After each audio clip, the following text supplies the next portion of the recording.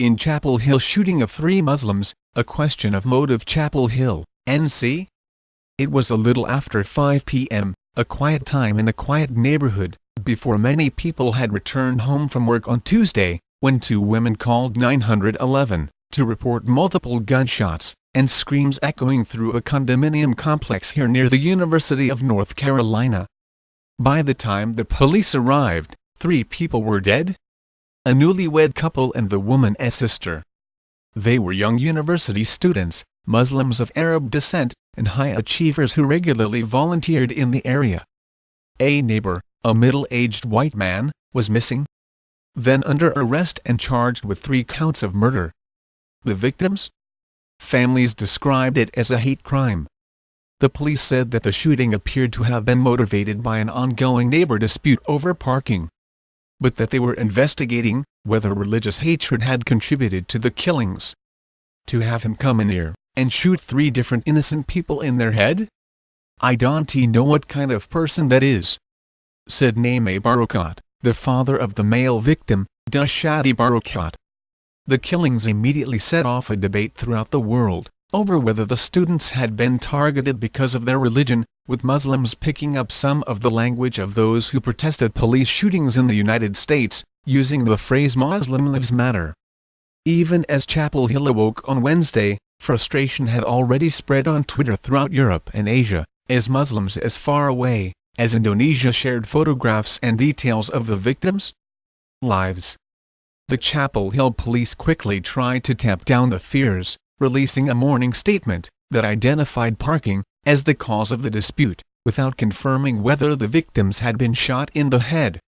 The police chief, Chris Blue, added, "We understand the concerns about the possibility that this was hate-motivated, and we will exhaust every lead to determine if that is the case."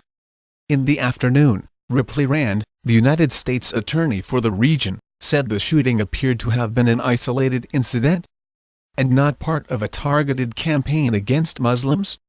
Friends and neighbors struggled to make sense of what had happened. Those who knew the victims, identified as user Muhammad Abu Sulha, 21, her husband, Mr. Barakat, 23, and her sister, Raizan Muhammad Abu Sulha, 19, said they were all model students from well-educated, successful local families. They had nonetheless run into previous problems over parking with the man who was arrested, Craig Stephen Hicks, 46, a former car parts salesman, who was studying to be a paralegal at Durham Technical Community College. He was one of their neighbors. They lived on opposite sides of the 2-story Finley Forest complex on Summerwalk Circle, where the shooting occurred. A condominium complex tucked into the woods about a mile and a half east of the main University of North Carolina campus.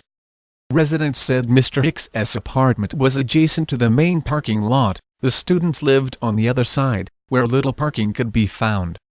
Mohammed Yusuf Abu Sulha, the father of the 2 women who were killed, said user had told him that she and her husband had been harassed for their appearance by a neighbor, who was wearing a gun on his belt. On his Facebook page, Mr. Hicks recently posted a photograph of what he said was his .38 caliber, 5-shot revolver. A friend of user said she knew that Mr. Hicks had complained to the couple before about making noise and the use of parking spaces by their visitors, and that he once came to their door carrying a rifle. It is not clear whether they ever called the police about the altercations. Their Facebook pages and other material online show a cheerful threesome, who were devoted to family and charitable work.